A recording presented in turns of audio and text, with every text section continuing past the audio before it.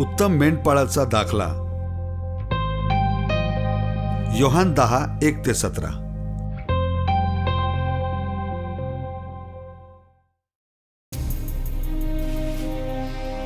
मी तुम्हास खचित सांगतो, जो मेंढवाळ्यात दाराने न जाता दुसरीकडून चढून जातो तो चोर आणि लुटारू आहे.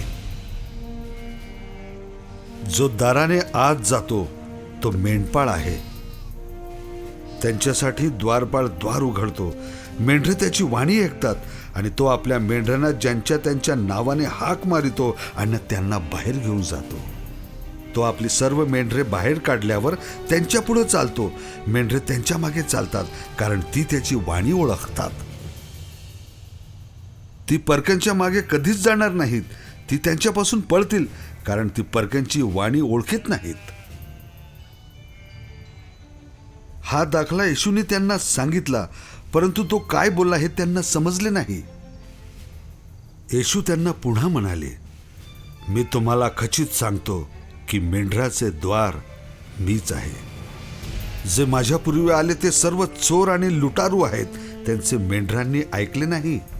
मीच दार आहे. माझ्याद्वारे कोणी आत जाईल तर त्याला तारण प्राप्ती होईल. तो आत येईल आणि बाहेर जाईल आणि त्याला खावयास मिळेल. चोर येतो तो केवळ चोरी, घात आणि नाश करावयास येतो. मी तर त्यांना जीवन प्राप्ती व्हावी, ती विपुलपणे व्हावी म्हणून आलो आहे. मीच उत्तम मेंढपाळ आहे. उत्तम मेंढपाळ मेंढरांकरता आपला प्राण देतो. जो मेंढपाळ नाही तर मोल खरीच आहे. त्याची स्वतःची मेंढरे नाहीत. तो लांडग्याला येत असलेले पाहून मेंढरे सोडून पळून जातो आणि लांडगा त्यांच्यावर झडप घालतो आणि त्यांची दाणादाण करतो. मोलकरी पळून जातो, कारण तो मोलकरीच आहे आणि त्याला मेंढराची काही काळजी नाही. मी उत्तम मेंढपाळ आहे. जसा पिता मला ओळखतो आणि मी पित्याला ओळखतो, तसे जे माझे आहेत त्यांना मी ओळखतो. जे माझे आहेत ते मला ओळखतात आणि मेंढरासाठी मी आपला प्राण देतो. ह्या मेंढवाळ्यातली नव्हेत, अशी माझी दुसरी मेंढरे आहेत. तीही मला आणली पाहिजेत. ती माझी वाणी ऐकतील. मग एक कळप, एक मेंढपाळ असे होईल.